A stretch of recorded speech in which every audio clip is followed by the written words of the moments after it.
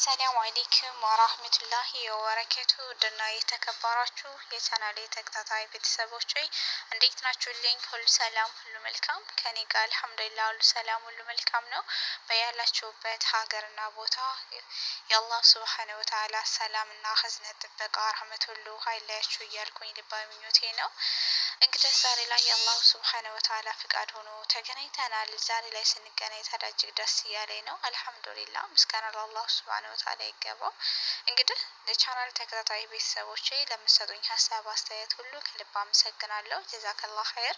እንዲሁም ደግሞ ለዚህ ቻናል አዲስ ከሆናችሁ ሰብስክራይብ በማድረግ እንዲሁም የደወል ምልክቱን በመጫን ሁልጊዜ ወደ እናንተ የምለቃቸው ቪዲዮዎች ተደራሽነት ይኖረዋል። በዚህ ቻናል እጅግ አስፈላጊ የሆኑ ትምህርቶች፣ ምክሮች እና ግጥሞች የሚለቀቅበት እጅግ ወሳኝ የሆነ ሁለገብ ቻናል ነው ማለት ነው። ስለዚህ መልካም እንግዲህ ካሁን ላይ የምንገኘው እንግዲህ ረመዳንን ጨርሰን ልንጨርስ የተወሰኑ ቀናቶች ኦሬዲ ጨርሰን ማለት እንችላለን። ምክንያቱም እንግዲህ 21 ቀናቶችን ሙሉ ተጠቅመናል። የምትቀረን ቀን እነዚህን 9 ቀናቶችስ እንዴት ነው የተቀበልናቸው? በምን አይነት መንገድስ ነው ለማሳለፍ ዝግጁ የሆነው? እስከዛሬ እነዚህን 21 ቀናቶች በምን አሳለፍናቸው? ተጠቀምንባቸዋል ወይስ ተጠቅመውብን ሄደው? ስለዚህ አላህ ሱብሓነሁ ወተዓላ ወዶና ፈቅዶልን የዘንድሮን ረመዳን ወፍቆናል። የዘንድሮን ረመዳን ሲወፍቀን ግን በምን አይነት መንገድ ነው? ያምናውን ቢያንስ ባሉባልዴ በማይጠቅም ነገር እንደዚሁ ዝም ብለን አለ ኢባዳ ስናሳልፈው ቆይተነው ከሆነ ዘንድሮ ግን ትልቅ እድልና ትልቅ ጸጋ ወፍቆናል እና ይህንን ጸጋ ተጠቅመንበታል። እስከዛሬስ ጠይብ ምን ላይ ደርሰናል? አሁንስ እነዚህን ቀናቶች አሁን ያለንበት የምንገኝበት ለይለቱል ቀድር ከሚገኝበት ቀናቶች ውስጥ ነው ያለነው። እነዚህን ቀናቶችስ እንዴት ለማሳለፍ ዝግጁ ነን? እንዴት እያሳለፍናቸው ነው? ስለዚህ እህት ወንድሞቼ በርቱ፣ እንበራታ፣ ጠንክሩ፣ እንጠንክር። በኋላ ላይ ለዳማ እንዳይዘን ማለት የሰው ልጅ እንግዲህ እስከ ዛሬ ድረስ የሰራው ወንጀል ሁሉ ሰርቶት እነዛን ወንጀሎች ሁሉ አላህ ሱብሓነሁ ወተዓላን ተማጽኖት ወደ አላህ ሱብሓነሁ ወተዓላ ይቅር ባይነትን ይቅር እንድለው አላህን ለምኖ ወደ አላህ ተጠግቶ ያ ረብ ብሎ አላህን ለምኖ፣ ግን ይሄ ወር ደግሞ ወንጀሉ የሚማርበት ወር ነው። ስለዚህ እና ወደዚህ ተቃርበናል። እስከዛሬ የሰው ልጆች ወንጀል እንሰራለን። የሰው ልጆች አጥፊዎች ነን። የሰው ልጆች ኪሳራዎች ነን። ነገር ግን እነዛን ነገራቶች አላህን ይቅር ብለን መጠየቅ መለመን ተቻልን በዚህ ወራትና በዚህ ጊዜያት ውስጥ አላህ ሱብሓነሁ ወተዓላ ማር ያዛኝ ሩህሩህ የሆነ ጌታ ነውና፣ ስለዚህ አላህ ጋር ያለን ቀረቤታ ምን ይመስላል? ተጠቅመንበታል። አሁንም የቀሩትን ቀናቶች በስነ ስርዓት ተጠቅመን ለማሳለፍ ዝግጁ ነን። ስለዚህ እህቶቼ ወንድሞቼ አንዘናጋ። በኋላ ላይ ጸጸቱና ለዳማው ይከብዳል ማለት ነው። መልካም እንግዲህ አላህ የረመዳንን ወር በመጾማችንና ሌሊቱን በመስገዳችን ወንጀላችን እንዲምረን የሚከተለውን የነብዩ ሰለላሁ ዐለይሂ ወሰለም ንግግር ተግባራዊ እናድርግ ማለት ነው። ከአቢ ሁረይራ ረዲየላሁ ዐንሁ ተይዞ የአላህ መልእክተኛ ሰለላሁ ዐለይሂ ወሰለም እንዲህ ብለዋል። የረመዳን ወርን አምኖበትና ከአላህ ዘንድ አጅር አገኝበታለሁ ብሎ የጾመና ሌሊቱን በሶላት የቆመ ሰው ለእርሱ ካለፈው ወንጀል ይተውለታል፣ ይማርለታል። ቡኻሪና ሙስሊምም ዘግበውታል። የሊቃውንቶችም ማብራሪያ ኢብኑ ሐጀር ረሂመሁላህ እንዲህ አሉ።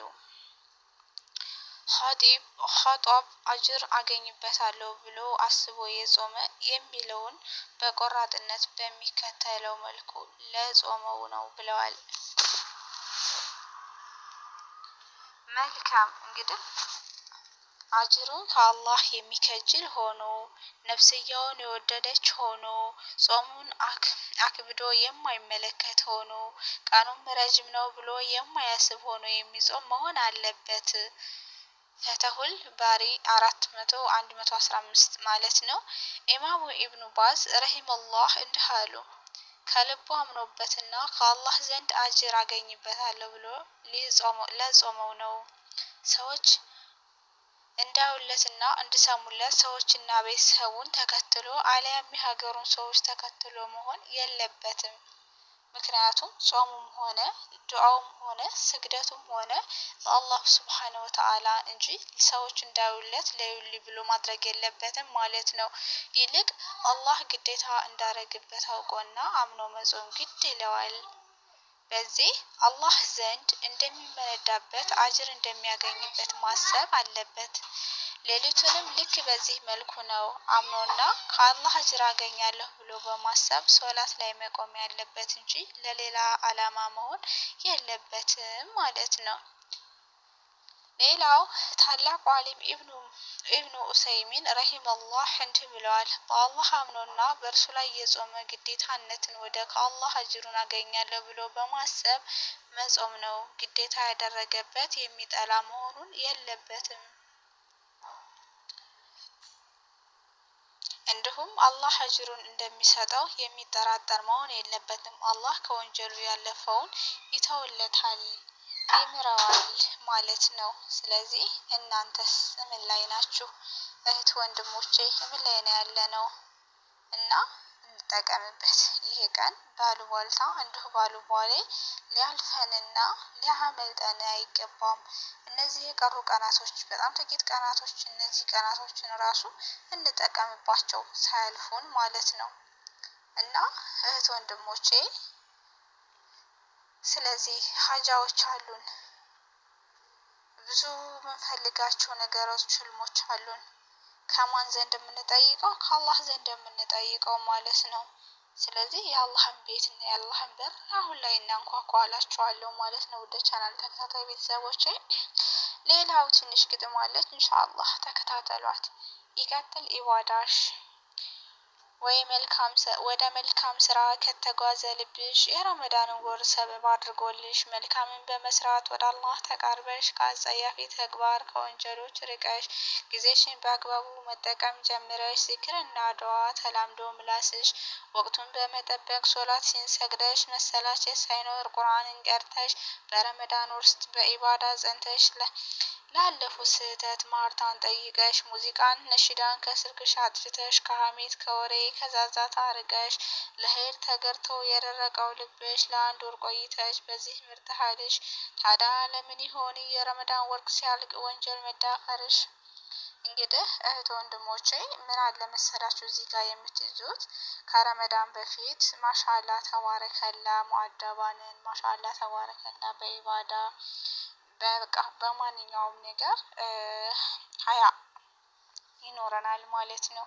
ነገር ግን ልክ ረመዳን ከተፈታ በኋላ ደግሞ ያ ሁሉ ነገር ተረስቶ በቃ ምንም ከሀያ የማንገናኝ ሰዎች አለን ማለት ነው። እና ይሄን ነገር በደንብ ልንጠቀምበት ይገባል። ምክንያቱም እኛ ረመዳንን ብቻ አይደለም እኮ የተፈቀደልን፣ ረመዳንን ብቻ አይደለም ወደ ኸይር እንድንቃረብ ወደ ኸይር እንድናደርግ የተፈቀደልን። ስለዚህ ከረመዳን ውጭ ያሉትን ጊዜያቶችና ቀናቶችን ግዴታ በዚሁ መልኩ መቀጠል ይኖርብናል ማለት ነው። እና ታዲያ ለምን ይሆን የረመዳን ወር ሲያልቅ ወንጀል መዳፈርሽ? ወደ ወንጀል እንገባለን ማለት ነው። እሱ ሲቀር እንግዲህ ረመዳን ሲያልቅ 11 ወር ሙሉ ከድን ተዘናግተሽ ለአንድ ወር ብቻ ለምን ትነቂያለሽ? ኢባዳ ለአንዲት ወር ማነው ያስተማረሽ? በረመዳን ወር ላይ ሱና ሳይቀር ሰግደሽ ረመዳን ሲፈታ ዋጅብ ትተያለሽ። በሰይጣን ወስወሳ ይሰወራል ልብሽ፣ አላህን በማመዝ በዚህ ትሆኛለሽ። መልሶ ይቆሽሻል ያ የጠራው ልብሽ። ታዲያ ምን ፋይዳ አለው ያ ሁሉ ልፋትሽ? በኢባዳ ጸንተሽ ካላማረ አቋምሽ ምንም ጥቅም የለው ረመዳን መቆምሽ። ይቅር መታለሉ ይቀጥል ኢባዳሽ። በህይወት እስካለሽ እስከ ዕለተ ሞትሽ እንዳትጓዥ ነው አላህ የፈጠረሽ። ለነፍሴና ላንቺ የምለው አደራ አቅጣጫው ጠፍቶን ሳንል በቀኝ በግራ ቀናችን ተቃርቦ ሳንሄድ ወደ አኼራ በኢባዳን ዘውትር አላህን እንፍራ። ወንጀል እንዳፈር እንዳንሆን ኺሳራ። በሁሉም ወራቶች መልካምን እንስራ አመት ወር ሳንቆጥር ሳንመርጥ ስፍራ። በኢባዳን ዘውትር አላህን እንፍራ በኢባዳን ዘውትር አላህን እንፍራ ይላል ማለት ነው። እንግዲህ እህት ወንድሞቼ ረመዳን ላይ የነበረን ማሻአላ የሆነ የኢባዳ አዘውትረን የምናሳልፋቸው ነገራቶች ረመዳን ልክ ከተፈታ በኋላ ከዛም በኋላ የምናደርጋቸው አስፈላጊ ያልሆኑ ነገራቶች አላህ ሱብሃነሁ ወተዓላ የጸላቸው ነገራቶች ያልፈቀደልን ነገራቶች የምናደርግ ሰዎች እህቶች ወይም ወንድሞች ሁላችንም ከዛ ነገር እንቆጠብ። ለምን ረመዳን ብቻ አይደለም አላህ ከወንጀል እንድንቆጠብ ያደረገን ከሙዚቃ እንድንቆጠብ ያደረገን። ስለዚህ ምን ጊዜም ቢሆን ታዘናል ማለት ነው። ይህንን ትዕዛዛችንን ደግሞ በማንኛቸውም ቀናቶችና ጊዜያቶች ማክበር ግዴታ አለብን። የነበረን ቆይታ ለዛሬ ይህንን ይመስላል። በሌላ ቪዲዮና ርዕስ እስከምንገናኝ የምንወዳት የምናከብራት የምንሳሳላት እማማ ኢትዮጵያ ሀገራችን ለዘላለም ትኑር።